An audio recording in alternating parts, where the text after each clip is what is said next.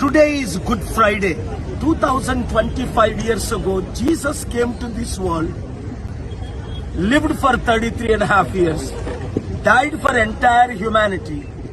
Here I have a Muslim brother, Christian brothers, and Hindu brothers, several of them here. Irrespective of caste, creed, religion, Jesus gave his life. He was not a Hindu. He was not a Muslim. He was not a Christian. He didn't have any religion. But he came, died, rose again as he promised after 3 days. He ascended to heaven after 40 days and promised, behold, I come back quickly. And he is coming back. There are radicals and extremists who are disturbing.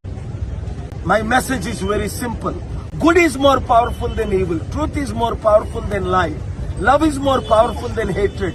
Let us live together instead of dying together in peace. ఈ రోజు good Friday అంటే శుభ శుక్రవారం.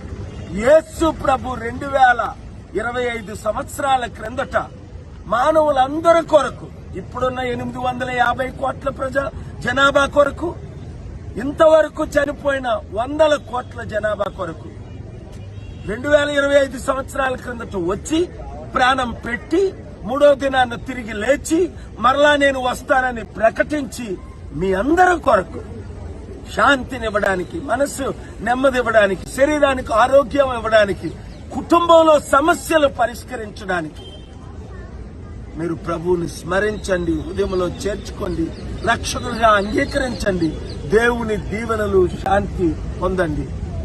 God bless you. ఈ message radical సహించలేకపోతున్నారు.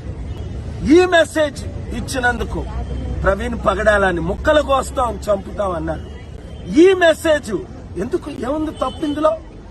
మతం మార్చట్లేదే, కులం మార్చట్లేదే, nationality మార్చట్లేదే.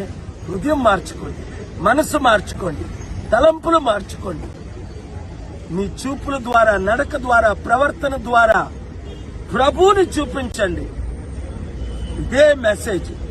అందుకనే ఈరోజు ముస్లిం బ్రదర్స్ వాళ్ళ వక్ఫ్ ప్రాపర్టీస్ ను కూడా లాక్కున్న వారికి కూడా నేను ఎందుకు మద్దతు ఇస్తున్నానంటే, వారికి ఆర్టికల్ 14